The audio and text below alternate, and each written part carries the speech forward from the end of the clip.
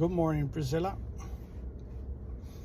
I'm gonna make this video so you can just kind of think about the things that you have to ask when you go to the job site. Now, one of the things that I always look for or always prepare for is when it comes to coming to a job site, one of the requirements are that you need to have proper signage on the gates. This is unauthorized personnel, authorized personnel only. And so you got to have those signage on the gates.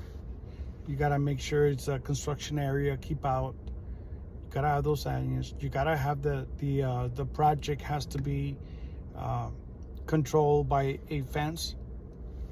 Sometimes they want to put like silt fence on it so that people cannot see what the job is, what's happening behind it. A lot of contractors put their own project signs outside the fencing. So normally I ask, hey, where do I get my signs so I can get those signs? Normally on a trailer, you want to set up the signs, that first aid kit inside the trailer. Another sign you want to get is a sign that says sign in, right? Just kind of make it where people, when they're driving to your job site, they need to sign in before going into the job site. And that's just to go over whether it's a visitor or a vendor or somebody doing service or a contractor that outside and comes in and starts working you're not aware of. And this is where once they know that they're there, once you know that they're coming to the job site, if you can know ahead of time, you can schedule an orientation. And in orientation, you're going to talk about it's an indoctrination, introduction to some of the hazards on the job site. So depending on what you're going to be doing, whether the requirements are going to be stricter for the company you're working for, like suppose you're going to do excavations and you require a letter of a competent person for excavations and their training, then you put that in the file. But you would also put it on the orientation. That way, when the guys are doing some work and then they want to do some work, they know what the requirements are before they start digging, like calling the 811 and making sure they got the documentation they need prior. Now, as a safety officer, as a safety coordinator, whatever the title we get as a safety person, it's important that we use the keyword anticipate. In other words, what am I anticipating that's going to happen next? So your job as a safety is to anticipate, know what's coming up, have good communication with the superintendent, because when it comes to a construction site, the job site changes very frequently. The activities, the project managers, all of a sudden we have a contractor coming in. It's coming in tomorrow. He's gonna start doing this, and then you're like, but we need this, we need that. So it's very important that you have that good communication with the superintendent, and know how do you normally do business when it comes to communicating what trades are coming in. So that will be something that a new company, you want to know how they do that. Do you have a system where do you have a schedule? A lot of times they print out the schedule. Hey, about this month we're going to have this contractor coming in, the electrical contractor's coming in, the concrete guy is going to come in. So you want to make sure you're aware of all those things. And so that's where the communication comes in with the project manager and the superintendent on the project, which is going to be your primary guys. The safety guy, that your boss is probably just going to give you the responsibilities, but he's not going to be aware of all the activities that's going to happen. That's going to be your job. So going back to the starting a project, making sure you have that. Always ask, do we get our own spill kits, or do we just enforce it on the subcontractors, right? That's one other thing. Making sure that how do you get the OSHA posters to be up to date on the trailer? Make sure you get a large first aid kit. Don't get a small little truck first aid kit. And look and see whether are you required to carry a fire extinguisher and a first aid kit on your truck.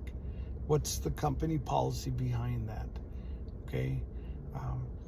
Now, on this kind of jobs, you're always going to have visitors. So come up with a sign-in sheet or ask me for one. have a sign-in sheet or clipboard hanging right there. As soon as you come in, have a clipboard hanging, one clipboard for the sign-in sheet and another clipboard for in case of an accident, the forms that needs to be filled out, and the emergency contacts, and also another clipboard for your hot work permits. How you're gonna handle your hot work permits? Are you gonna have to go through the city, or is this just something that the company is used to creating? So make sure you have that in place too. As far as the hot work permits come in, have your binder with all the documentation.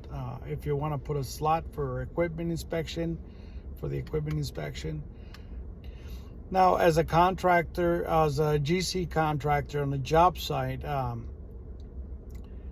normally you request their operator certification. So that's kind of part of making sure you have a job site that is safe, is how far do you go with that. And the most common ones is going to be your forklift. You're always going to have a forklift on the job site, a telehandler, a class 7 forklift. It's not going to be a regular warehouse forklift. So make sure that do we request that, and how strange is the company is going to be when it comes to requesting those documents and putting them on file.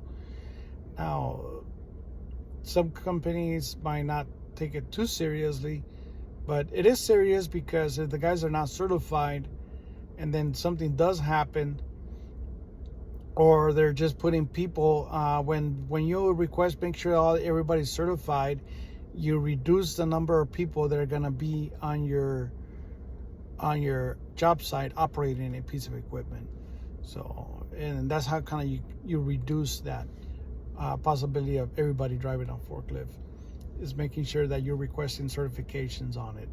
Now, when it comes to the earthwork equipment, well, on those, there is some schools, but there's not that many places where training can be taken. So a lot of times this training for the earthwork equipment, which would be a backhoe, a loader, a skid steer, normally called as a bobcat, an excavator. A lot of times I would say, just can you put in writing a letter that that your operators are qualified and understand the seriousness of operating a heavy equipment, right? And advise that any horse playing with heavy equipment or any negligence to whoever's working around, you could be banned from operating that equipment, because the last thing you want to have is somebody getting hurt because somebody is just being too aggressive when it comes to operating heavy equipment. And it can happen a lot of job site. They tend to speed, or they tend to jerk the equipment or spin the equipment just because they're very familiar with a piece of equipment. So those are some of the things you want to put out straight on it. So again, the signage for the first aid kit inside, signage for visitors. The signage for this is a construction area. And also establish that as soon as you come in, they then hang at least 3 hard hats, 3 vests, 3 safety glasses. Okay, that way you know for a fact that you're gonna have the PPE, because as a contractor you are required to furnish PPE to your visitors. And normally on the visitor part, you just give them a briefing. This is all the hazards that we have on a construction site. We're currently working on the surveying. They're doing surveying right now, and then over here on this side they're going to be doing excavation. So you kind of watch out for the heavy equipment, because we're in the desert area or we're in the city, so it's different things that you want to watch out. If you're in downtown, you want to make sure you let them know that, hey, there should be no spills or anything like that's on this job site. Watch for traffic, pedestrians. If you're in a desert, watch out for snakes. These critters are very common, so you want to make sure you cover everything that can potentially happen on your job site. Okay, you can do a briefing on that. On the orientation, you can do a PowerPoint, or you can just do a piece of paper with all the rules and for the project, and then do like a sign-off sheet on it, and make sure you track it. Now, one thing that you want to probably ask is, can I create my own orientation stickers, or do we have a place where I can send them the information, they can print them, or do you have a standardized orientation sticker already made? So that's just covering some of the basics of a construction site, going on to a construction site. Now, once you're on a construction site, then we'll go to the next video clip on that, and just thinking what else can be. Find out what is the company policy when it comes to PPE. Is it 100% gloves, or is it just depending on the tasks that they're being performed? Is there a strict policy on hard hats? Do they require only Class G or E, or can they wear Class C hard hats? Right?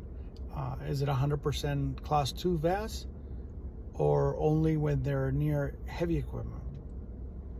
Right? Do we require steel toes, or only safety toe boots, which is only construction boots? So kind of think about those things and go like, okay, so this is where it's important that we kind of look in, because if we come in and we establish certain rules of what is required, but then again, it's not the company policy, or it's either being too stringent, now you're requiring people to purchase other additional equipment. So, and that gets a little bit, people get a little bit aggravated because they're not used to that. So it's very important to establish that at the very beginning on your project. Have the proper signage, have the proper procedures, understand what the company policy is when it comes to the PPE. How are you going to maintain records of the contractors working on site? The more awareness you bring, the less possibilities people have of having an accident, because they know that in the job site you are going to be watching or checking for certain things. So keep that in mind as you're going into your job site, and as you're trying to understand your first new contractor. Okay, so let's jump into the next one. This is video 1.